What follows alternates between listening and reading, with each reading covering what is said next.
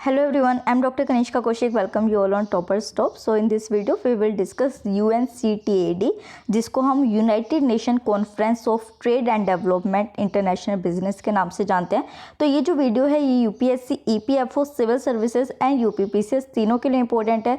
UPSC, EPFO में ये economic prospective से इंपॉर्टेंट है और वहीं पे सिविल सर्विसेज और जो यूपीपीसीएस है उसमें भी ये इकोनॉमी को भी कवर करती है, प्लस जो बायलैटरल इश्यूज़ हैं उसमें ऑर्गेनाइजेशंस कवर होती हैं, ये उसको भी कवर करेगी। तो चलिए वीडियो को शुरू करते हैं। इस लेक्चर की जो पीडीएफ है वो आपको हमारे टेलीग्राम चैनल पे मिल जाएगी, जिसका लिंक मैं डिस्क्रिप्शन में दे दूंगी। तो वीडियो पसंद आए तो don't forget to subscribe our channel. तो चलिए शुरू करते हैं। देखिए बेसिकली जो यूएनसीटीएडी का मेन गोल है वो ये है कि ये जो ऑर्गेनाइजेशन है ये मैक्सिमाइज करती है ट्रेड को, इन्वेस्टमेंट को और डेवलपमेंट को। अब ये तीन चीज़ें तो हमने देख ली कि ट्रेड, इन्वेस्टमेंट और डेवलपमेंट, इनका प्रमोशन किया जाता है या मैक्सिमाइजेशन किया जाता है। बट कहाँ किया जाता है, किसके लिए किया जाता है? तो एक चीज़ आपको याद रखनी है कि ये बेसिकली डेवलपिंग कंट्रीज़ को सपोर्ट करता है।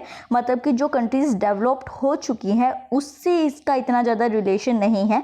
डेवलपिंग कंट्रीज़ को एड करने के लिए, असिस्ट करने के लिए बेसिकली इसको फॉर्म किया गया था, ताकि जो वर्ल्ड इकोनॉमी है उसको इंटीग्रेट किया जा सके इक्विटेबल बेसिस पे। तो चलिए अभी बेसिकली ये न्यूज़ में क्यों है और अब इसकी क्या ज़रूरत आप पड़ी है। तो हमें पता है कि कोरोना वायरस की वजह से सभी जो कंट्रीज़ है वर्ल्ड रिसेशन एक तरीके से आ चुका है। तो इस टाइम ये नेसेसरी है कि कोविड-19 के पैंडेमिक के चलते जो डेवलपिंग कंट्रीज़ है उसके लिए एक रिपोर्ट निकाली गई है। मतलब कि उनका एक डाटा असेस किया गया है, जिसमें ये कहा गया है कि जो डेवलपिंग कंट्रीज़ है उनका जो एक्सटर्नल डेप्ट है, मतलब जो उनके ऊपर कर्जा चढ़ा है, वो अब 2.4 से लेके 3.6 ट्रिलियन डॉलर तक और ज़्यादा बढ़ सकता है इन 2021। तो देखिए यूपीएससी सिविल सर्विसेज के जो स्टूडेंट्स हैं वो ये वाला पॉइंट याद रखेंगे अपने एग्जाम के लिए। उसके बाद देखते हैं कि और क्या चीज़ें कही गई है। ये बात भी और बताई गई कि देखिए डेवलपिंग कंट्रीज़ के अंदर ये डेप्थ तो बढ़ेगा ही बढ़ेगा। एक जो रिपोर्ट में उन्होंने बात बताई है वो ये भी कहा है कि ये जो डेवलपिंग कंट्रीज़ है जिसके डेप्थ को बढ़ने की बात कही गई है वो पहले से ही डेप्ट स्पाइरल के अंदर ट्रैप्ड है। मतलब कि उनके ऊपर पहले से ही कर्जा है, वो डेप्ट रिडन कंट्रीज़ है, तो वो अपने जो अनसस्टेनेबल डेप्ट बर्डन है उनके साथ अभी भी स्ट्रगल कर रही है और अब ये डेप्ट और ज़्यादा बढ़ने वाला है। तो अब आ जाते हैं यूपीएससी, ईपीएफओ, सिविल सर्विसेज और पीसीएस तीनों के प्रोस्पेक्टिव से जो पॉइंट्स आपके एग्जाम में पूछे जा सकते हैं उसके लिए। तो देखिए इसमें आपसे पूछा जाएगा कि ऑर्गेनाइजेशंस के फीचर क्या हैं, कब उसको एस्टेब्लिश किया गया था। ऐसे क्वेश्चन बहुत आराम से देखने को मिलते हैं आपको। तो यहाँ पे देखिए परमानेंट इंटर गवर्नमेंट बॉडी है ये, जिसको कि यूएन जनरल असेंबली ने एस्टेब्लिश किया था 1964 के अंदर। एक चीज़ जो आपको याद रखनी है कि वो ये है कि यूएन जनरल असेंबली के थ्रू इसको एस्टेब्लिश किया गया था। उसके बाद यूएन सेक्रेटरीट का ये पार्ट है और ये जो अपनी रिपोर्ट तैयार करता है ये किस किस ऑर्गेनाइजेशन को सबमिट करता है। तो देखिए आपको ये लगेगा कि यूएन जनरल असेंबली ने इसको एस्टेब्लिश किया है तो वो एक तरीके से उसके ऊपर हेड हो गई, तो अपने हेड को ही कोई आदमी जो है या फिर कोई जो ऑर्गेनाइजेशन है वो रिपोर्ट सबमिट करता है।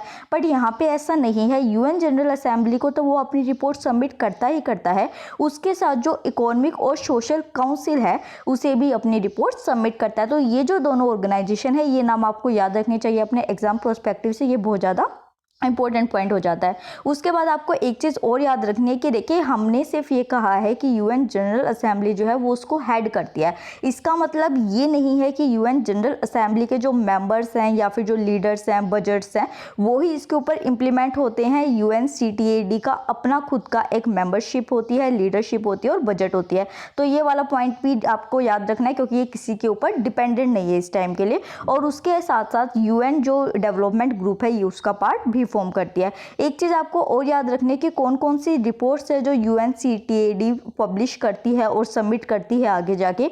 तो ये चारों रिपोर्ट्स जो है आपको याद रखनी चाहिए, क्योंकि आपको ये लगेगा कि ट्रेड एसोसिएटेड है तो फिर ये सिर्फ ट्रेड और डेवलपमेंट की रिपोर्ट करेगी।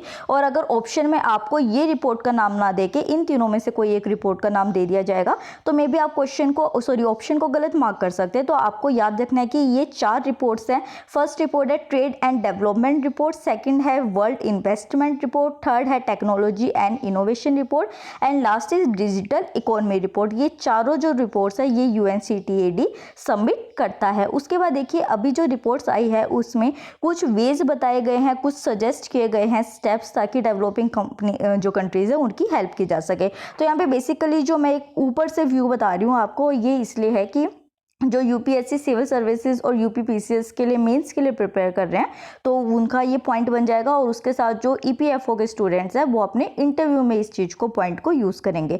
तो यहाँ पे सबसे पहले एक आ गया है कि जो टेम्प्रेरी स्टैंड स्टिल्स है उसको ऑटोमेटिक कर देना चाहिए, मतलब कि जो डेवलपिंग कंट्रीज़ है उनको एक ब्रीदिंग स्पेस देना चाहिए, मतलब कि उनको फ्री में रिसोर्सेज प्रोवाइड करने चाहिए ताकि वो रिवाइव कर सके। उसके बाद जो सेकेंड चीज़ कही गई है वो ये कहा गया है कि जब ब्रीदिंग स्पेस जो है डेवलपिंग कंट्रीज़ को मिल जाएगा, मतलब कि उनके जो रिसोर्सेज है उनको फ्री अप कर दिया जाएगा, उसके बाद ये देखना होगा कि जो उनके लॉन्गर टर्म जो डेप्थ सस्टेनेबिलिटी है उसको किस तरीके से रीअसेस करके डेवलपिंग कंट्रीज के ऊपर से केस बाय केस बेसिस पे, मतलब कि किस कंट्री के ऊपर कितना ज़्यादा डेप्थ है, फिर उसको उससे निकाला जा सके। और लास्ट में एक आ गया है कि ये भी चेक करना ज़रूरी है कि डेवलपिंग कंट्रीज़ की जो डेप्थ अथॉरिटीज़ है, मतलब कि जो इंटरनेशनल बॉडीज़ है वो किस तरीके से काम कर रही है, और क्या सच में डेवलपिंग कंट्रीज़ को हेल्प किया जा सकता है या नहीं किया जा सकता है। तो ये वाला जो टॉपिक आपके एग्जाम प्रोस्पेक्टिव से इंपॉर्टेंट है। अब हम एमसीक्यू की तरफ जाते हैं, जो कि हमने हर वीडियो में अब डालने शुरू कर दिए हैं। तो अगर वीडियो का ये वाला लेक्चर का पार्ट समझ आया हो, अच्छा लगा हो, तो प्लीज़ चैनल को सब्सक्राइब कीजिएगा और वीडियो को लाइक कीजिएगा, क्योंकि हम कई बार वीडियो खत्म हो जाती है और फिर भूल जाते हैं कि हमने सब्सक्राइब नहीं किया है। तो चलिए क्वेश्चन को देखते हैं। Consider the following statement regarding ways and means advances.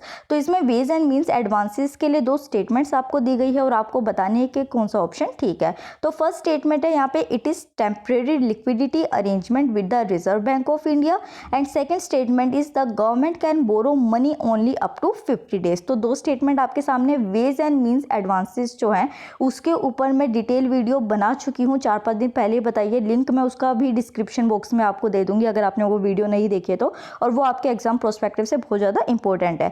तो यहाँ पे जो ए है ऑप्शन वो है 1 ओनली, बी है 2 only, C both 1 and 2 and D neither 1 no 2।